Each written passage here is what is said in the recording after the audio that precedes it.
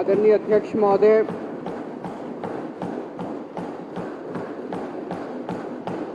ऐसे समय में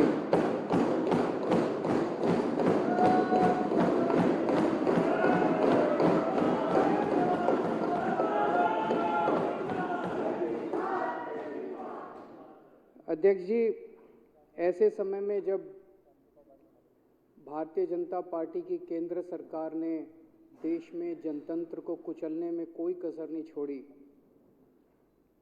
आज इस सदन के अंदर जो कुछ घटनाएं घटी हैं वो शायद जनतांत्रिक मूल्यों के लिए एक बहुत बड़ा और अच्छा उदाहरण पेश करती हैं। विपक्ष के लोगों ने अविश्वास प्रस्ताव पेश किया। जब हमारा सदन शुरू हुआ था कुछ दिन पहले, कितने दिन हो गए? 8 दिन हो गए। 8 दिन पहले जब शुरू हुआ था उसी दिन इन्होंने मीडिया में अनाउंस कर दिया था कि हम नो कॉन्फिडेंस मोशन लाएंगे। सब लोगों को ये लग रहा था यार ये कैसे लाएंगे, क्योंकि उसके लिए तो 14 आदमी चाहिए होते हैं, इनके पास तो 8 ही हैं। तो एक पत्रकार ने इनसे पूछा, इन्होंने कहा नहीं हो गई ये बात, 6 से और हो गई ये बात। मेरे को पता नहीं यार, फिर मैंने कहा यार मेरे वाले ऐसे तो नहीं है। मैंने एक एक से बात करी। बोले जी धमकियां तो बहुत आ रही हैं, ईडी के जैसे मनीष सिसोदिया का हाल करा तुम्हारा भी ऐसा हाल कर देंगे, जैसे जैन साहब का हाल करा, झूठे केस लगा दिए दोनों के ऊपर, झूठे केस लगा के तुमको भी अंदर कर देंगे, किसी को 20 करोड़ किसी को 25 करोड़, पता नहीं क्या क्या दिया लालच। तो इनको उम्मीद थी 14 हो जाएंगे इनके, लेकिन अध्यक्ष महोदय 14 तो दूर की बात है, एक भी नहीं गया। हमारे टोटल 62 एमएलए हैं। आज मनीष जी और सत्येंद्र जैन हमारे बीच नहीं है, 60 बच गए। 60 में से राजेश गुप्ता, प्रकाश झारवाल और रोहित मेहरोलिया दिल्ली के बाहर गए हुए, 57 बच गए। एक अध्यक्ष महोदय हैं, 56 बच गए। 56 यहाँ मौजूद हैं।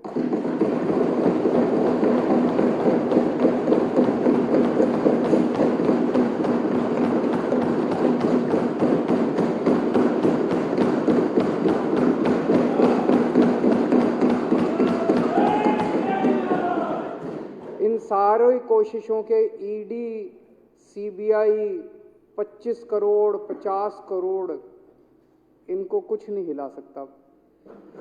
ये तो इनका कल तक इनको फिर लगने लगा कि भाई हमारे पास आदमी नहीं है, तो कल इन्होंने वो विड्रॉ कर लिया अपना नो कॉन्फिडेंस मोशन। इनकी पार्टी हमारी जगह होती तो ये मीडिया में जाके नाचते गाते हमारा अपमान करते, देखो गिर गया इनका मोशन। हम डेमोक्रेसी में यकीन करने वाले लोग हैं। मेरे दिल में आया कि ये अगर नो कॉन्फिडेंस मोशन ला रहे हैं तो ये जरूर कुछ ना कुछ बात अपनी कहना चाहते हैं, इनको अपनी बात कहने का मौका मिलना चाहिए। तब मैंने कहा भाई ये नो कॉन्फिडेंस नहीं ला पाए कोई बात नहीं है, तो अपने ही दोस्त अपने ही लोग हैं, आज उस पार्टी में कल यहाँ होंगे।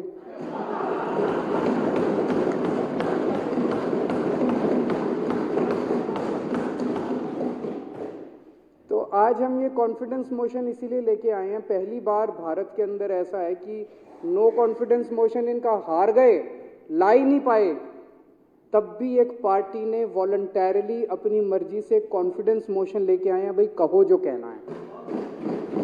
तो आज इन्होंने कहा हम कंस्ट्रक्टिव, एक वो दोहा है ना, निंदक नियरे राखिए। तो हम चाहते हैं कि ये हमारा को क्रिटिसाइज करें, हम चाहते हैं कि ये हमारी कमियां निकालें, हम चाहते हैं कि ये हमारी गलतियां निकालें जिससे हम सीख सकें। अध्यक्ष महोदय, सबसे पहले तो मैं आपको साधुवाद देना चाहता हूं। मैं देख रहा था 65 मिनट का डिस्कशन हुआ है, 65 मिनट में से 35 मिनट विपक्ष को दिए गए हैं, 30 मिनट सत्ता पक्ष को। हमारे 62 एमएलए, इनके 8 एमएलए, पूरे देश के मैंने ट्रांजैक्शन बिजनेस रूल्स जो भी हैं विधानसभाओं के और पार्लियामेंट के, वो मैंने निकलवा के पढ़े। जितने एमएलए होते हैं प्रोपोर्शन में टाइम मिलता है। टाइम इनको 60 मिनट के हिसाब से इनके 11% लोग हैं, इसके हिसाब से इनको 7 मिनट बनते थे। 7 की बजाय आपने 35 मिनट दिए इनको, 5 गुना। और मैं सारा बैठ के लिख रहा था ये क्या कह रहे हैं। मैं कह रहा हूं अभी 2025 तो छोड़ो, 2050 का चुनाव भी दिल्ली में नहीं जीत पाओगे, यही हाल रहा है। देखिए, केवल क्रिटिसाइज करने के पॉइंट ऑफ व्यू से क्रिटिसाइज करना अच्छी बात नहीं है। कुछ ढंग की बात तो करो, कुछ जनता की बात तो करो। कुछ केवल गाली गलोच, ये केजरीवाल ने ये नहीं किया, ये नहीं किया, ऐसे नहीं किया, वैसे नहीं किया। यार जनता के ढंग की बात करो, अच्छी बात करो। केजरीवाल ने 1000 कहा था, 995 क्यों बनाए, 5 क्यों नहीं बनाए? अरे बना देंगे, बाकी भी बना देंगे, चिंता क्यों करते हो? जब उतने बना दिए ये भी बना देंगे। वहां पे शुगर की दवाई नहीं मिलती, दे देंगे, शुगर की दवाई भी दे देंगे। बाकी तो मिलती है, बाकी मिलती है, क्यों नहीं मिलती? आपका मैं पॉलिक्लिनिक में उद्घाटन करके आया था, मेरे को याद है, आपको साथ लेके गया था मैं।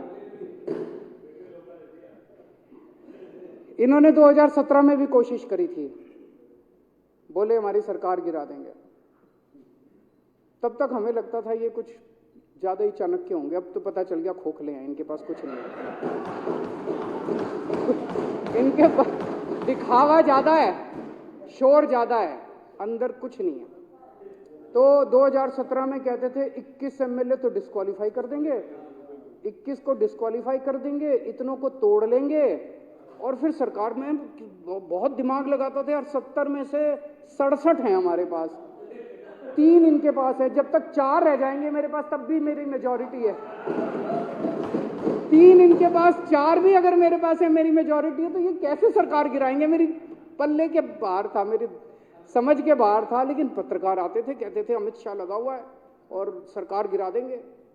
2017 में कोशिश कर ली, उसके बाद 2019 में कोशिश कर ली, 2020 में। अब मत करना यार, इज्जत थोड़ी भी अगर इज्जत बाकी है अब मत करना। अभी मैंने देखा था तेलंगाना के अंदर नवंबर के फर्स्ट वीक में, आप लोगों ने देखा होगा, स्टिंग हुआ था वहां पे।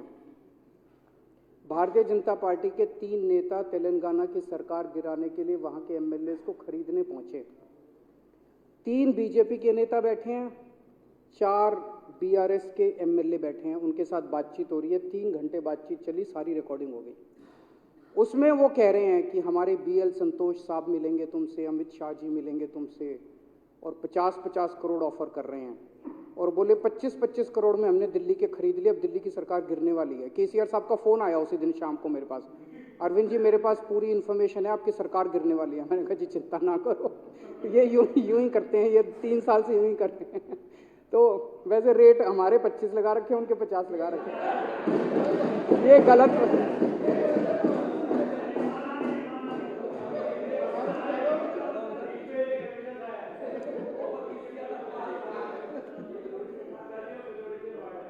अब कोशिश मत करना, इसके बाद थोड़ी सी भी शर्म हया बची है तो अब कोशिश मत करना। ये आम आदमी पार्टी है, हम भगत सिंह के चेले हैं, फांसी पे चढ़ जाते हैं, ऐसे नहीं बिकते। फांसी पे चढ़ना मंजूर है, देश के साथ गद्दारी नहीं करेंगे।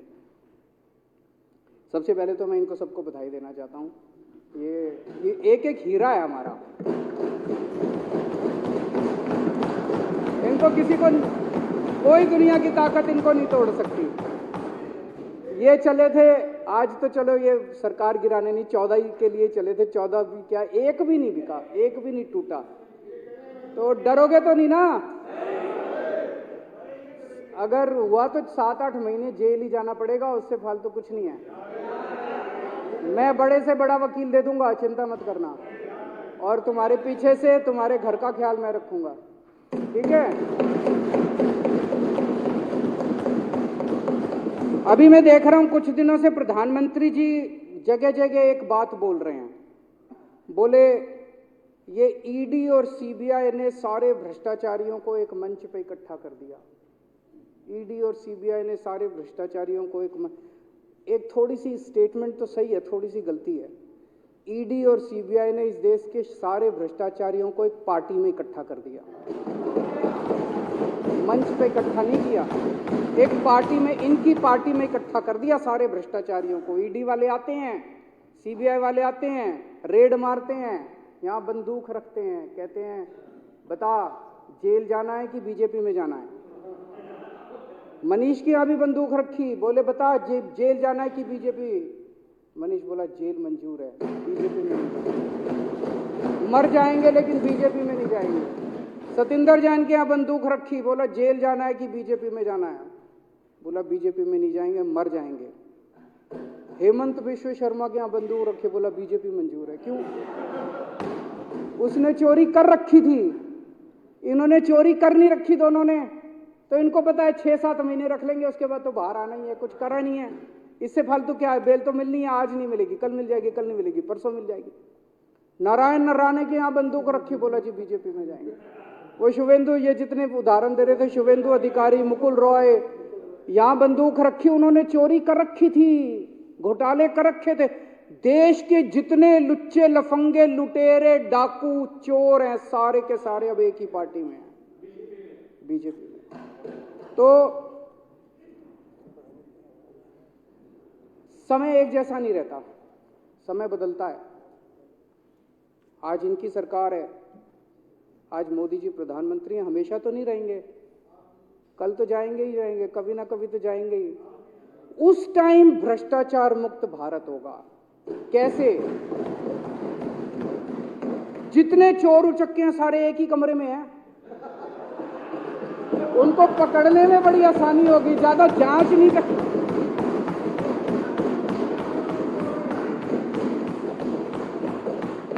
सारों को ईडी सीबीआई दिखा के सारे देश के लुटेरों को इन्होंने अपनी पार्टी में इकट्ठा कर लिया। जिस दिन इनकी सरकार जाएगी और मोदी जी प्रधानमंत्री नहीं होंगे, बीजेपी वालों को जेल में डाल दो, देश भ्रष्टाचार मुक्त हो जाएगा।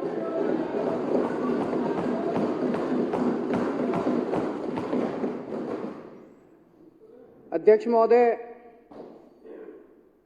प्रधानमंत्री जी को भगवान ने बहुत बड़ा मौका दिया था, इस देश की जनता ने बहुत बड़ा, इतना भारी मैंडेट दिया था। वो चाहते तो इस देश की सूरत बदल सकते थे, कुछ भी कर सकते थे। वो चाहते तो इस देश को कहीं ना कहीं का कहीं ले जा सकते थे। क्या किया उन्होंने? देश में लूट मार, नफरत, लड़ाई झगड़ा, आज हर आदमी डरा हुआ है देश के अंदर। सबको साथ लेके चलते, जैसे हम सबको साथ लेके चल रहे हैं, हम इनको भी साथ लेके चलते हैं, सबको साथ लेके चलते हैं, हम लोग सबको साथ लेके चलते। मनीष सिसोदिया ने इतने अच्छे स्कूल बना दिए, प्रधानमंत्री जी मनीष जी को बुला के कहते मैं तेरे को देश कार्य शिक्षा मंत्री बना रहा हूं, मनीष सिसोदिया जा 10 लाख स्कूल ठीक कर दे देश के, तब बड़ी बात होती। उनको इतना बड़ा मौका दिया देश के लोगों ने कि कुछ का कुछ कर सकते थे, लेकिन उन्होंने सारा मौका, आज सारे डरे हुए हैं। कल एक बड़ा इंडस्ट्रियलिस्ट आया था मेरे से मिलने के लिए, बोला जी एक एक करके सब लोग इंडिया छोड़ के जा रहे हैं, सब इंडिया छोड़ के जा रहे हैं, विदेशों की सिटीजनशिप ले रहे हैं। क्यों? क्या जरूरत पड़ गई? बोले कभी ईडी, कभी सीबीआई, कभी इनकम टैक्स, कभी फलाना, कभी ढिमका, ऐसा डरा रखा है, सब लोगों को इन्होंने डरा रखा है, किसी को काम नहीं करने देते, ना खुद काम करते, ना किसी को काम करने देते, किसी को जीने नहीं देते, सब लोगों को डरा के रखते हैं। ये भी डरे पड़े हैं, ऐसा नहीं कि ये 2 को छोड़ के बाकी सारी बीजेपी भी डरी पड़ी है, बाकी सबका इनका भी यही हाल है। मीडिया को डरा रखा है। मीडिया वाले जब उलट सुलट गंदी खबरें, गलत खबरें दिखाते हैं, कई लोग गालियां देते हैं मीडिया को, मीडिया ऐसे क्यों है, मीडिया बिका हुआ है, गोदी मीडिया, फलाना मीडिया। मैं आप सबकी जानकारी के लिए बता दूं, एक मीडिया हाउस के मालिक के ऊपर 4-4 ईडी के केसेस बना रखे हैं इन्होंने। आप भी उनकी जगह होते, आप भी यही करते। मजबूरी है उनकी। जिस दिन ये पता चल गया ना मोदी जा रहा है, ये देखना ये मीडिया खा जाएगा इनको पकड़ पकड़। अभी मजबूरी है सबकी मजबूरी है। मीडिया वालों के एक मीडिया हाउस के मालिक के ऊपर इन्होंने 4-4, जब मर्जी जेल में डाल दें इसको, जब मर्जी जेल में डाल दें इसको। सबको डरा रखा है इन्होंने, जजों को डरा रखा है इन्होंने। देश के सारे जज डरे पड़े हैं, सुप्रीम कोर्ट के जज डरे पड़े हैं, हाई कोर्ट के जज डरे पड़े हैं, डिस्ट्रिक्ट कोर्ट के जज डरे पड़े हैं, पत्रकार डरे पड़े हैं, रिपोर्टर डरे पड़े हैं इनसे। इंडस्ट्रियलिस्ट डरे पड़े हैं। जितनी ऑपोजिशन की सरकारें हैं, किसी को नहीं चलने देते। हमारी पंजाब में सरकार है, इस बार बजट सेशन नहीं होने दिया उनको। पंजाब सरकार का बजट सेशन कराने के लिए सुप्रीम कोर्ट से आदेश लाना पड़ा। गवर्नर कहता है मैं फाइल जाती है ना हाउस की प्रोसीडिंग होने के लिए, फाइल जाती है एलजी साहब के पास, जैसे वहां गवर्नर के पास जाती है, वो तो फुल स्टेट है। गवर्नर फाइल लेके बैठ गए। एक दिन भगवंत मान जी ने कोई चिट्ठी लिख दी थी गवर्नर साहब को, गवर्नर साहब को वो चिट्ठी पसंद नहीं आई, बोले मैं फाइल नहीं साइन करूंगा, बजट सेशन नहीं होगा। ये तो हद हो गई यार, बजट सेशन नहीं होगा, ये क्या बात हुई? सुप्रीम कोर्ट में भगवंत मान को जाना पड़ा, सुप्रीम कोर्ट में आदेश लेके आए। अभी तेलंगाना सरकार सुप्रीम कोर्ट गई हुई है, बता रहे 12 बिल के ऊपर 6 महीने से गवर्नर बैठा, साइन नहीं कर रहा। किसी ऑपोजिशन की सरकार को काम नहीं करने देते। ये क्या कर रहे हैं ये लोग? ऐसे देश तरक्की करेगा? भगवान ने बहुत बड़ा मौका दिया था, लेकिन उन्होंने पूरा मौका गंवा दिया। मेरी अंत में इनसे यही गुजारिश है कि ये confidence no confidence, confidence no confidence, अब ये खेल खत्म करो यार। ट्राई करके देख लिया, नहीं बिकने वाले ये लोग। नहीं बिकेंगे, वो हंस रहे हैं, नहीं बिकेंगे ये लोग। अब ट्राई मत करके देखना, ये लोग नहीं बिकने वाले। अभी 62 हैं हम लोग, उसके बाद 25 के बाद मैं उम्मीद करता हूँ वापस 67 हो जाएंगे हम लोग, और मैं इसका समर्थन करता हूँ। अब श्री अरविंद केजरीवाल जी माननीय मुख्यमंत्री द्वारा प्रस्तुत विश्वास प्रस्ताव सदन के सामने है। जो इसके पक्ष में वहां कहें, जो इसके विरोध में ना कहें। हाँ पक्ष जीता, हाँ पक्ष जीता। प्रस्ताव पारित हुआ।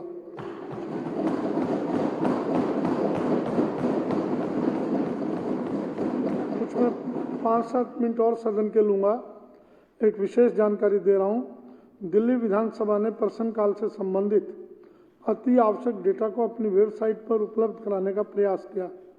माननीय विधायकों, शोधकर्ताओं, मीडिया और बड़े पैमाने पर जनता के लाभ के लिए इस डेटा को व्यापक तरीके से सरलतापूर्वक उपलब्ध कराने का प्रयास किया गया।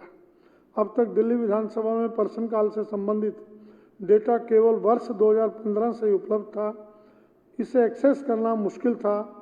दिल्ली विधानसभा अनुसंधान केंद्र DRC के फेलो आशीष कुमार, यामिनी सक्सेना, सिद्धार्थ सिंह, मंजेश राणा और अन्य ने उप सचिव श्री सदानंद शाह के निर्देशन में इस परियोजना पर कार्य किया और पहले से आसान तरीके से अधिकतम डेटा उपलब्ध करवाने का प्रयास किया।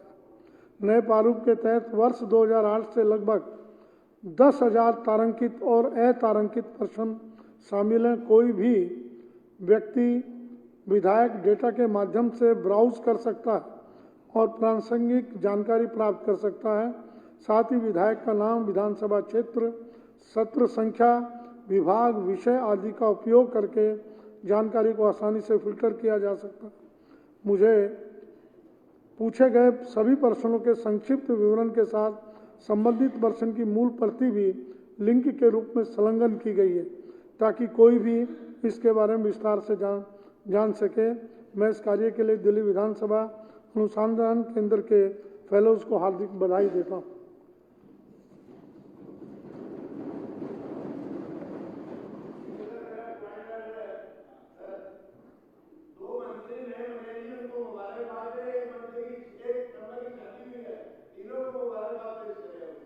वो हो चुकी है पहले। चलिए, हाँ जी, नहीं दुर्गेश जी दावत दें तभी तो करवाऊं, एक दिन का लंच तो बोलें। चलिए, दुर्गेश जी का विवाह हुआ है, सदन उनको बहुत बहुत शुभकामनाएं देता है, बधाई।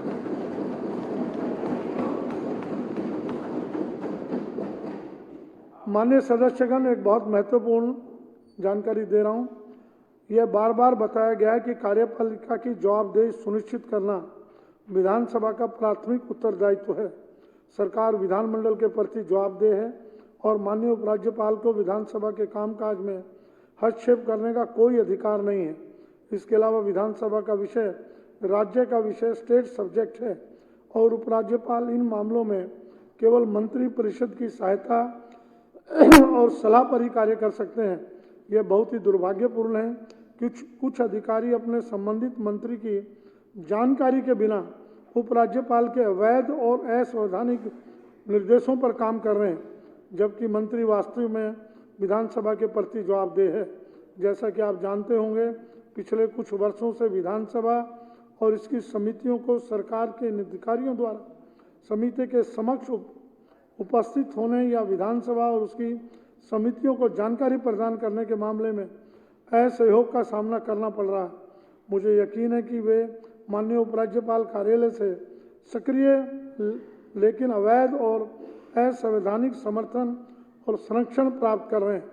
माननीय सदस्यों को याद होगा कि 19 मार्च 2018 को उपराज्यपाल महोदय ने अधिकारियों को निर्देश दिया था कि आरक्षित विषयों यानी लोक व्यवस्था, पुलिस, भूमि पर प्रश्नों को विधानसभा में स्वीकार नहीं किया जा सकता। मैंने इस विषय पर 26 मार्च 2018 को सदन की बैठक में वैधानिक प्रावधानों और पूर्ण उदाहरणों के आधार पर अपनी व्यवस्था दी थी और ये निर्णय लिया गया था कि ऐसे मुद्दों को विशेषाधिकार समिति के पास भेजा जाएगा। मेरे इस आदेश के बावजूद भी इन विभागों ने विधानसभा को जानकारी देने से इनकार करना जारी रखा। ये मामले विशेषाधिकार समिति के समक्ष विचाराधीन है। अब राष्ट्रीय राजधानी क्षेत्र दिल्ली सरकार संशोधन अधिनियम 2021 लागू होने के बाद फिर से उपराज्यपाल कार्यालय ने सरकारी विभागों को निर्देश दिया है कि वे विधानसभा को जानकारी ना दें। ये पत्र दिनांक 8 फरवरी 2023 के माध्यम से उपराज्यपाल के प्रिंसिपल सेक्रेटरी ने चीफ सेक्रेटरी दिल्ली सरकार को लिखा कि वे राष्ट्रीय राजधानी दिल्ली सरकार अधिनियम 1991 की धारा 33 से विचलन डेविएशन पर एक तथ्यात्मक रिपोर्ट प्रस्तुत करें। चीफ सेक्रेटरी की तरफ से सामान्य प्रशासन विभाग जीएडी ने विधानसभा सचिव और सभी विभागों से डेविएशन के उदाहरणों पर रिपोर्ट लेने के लिए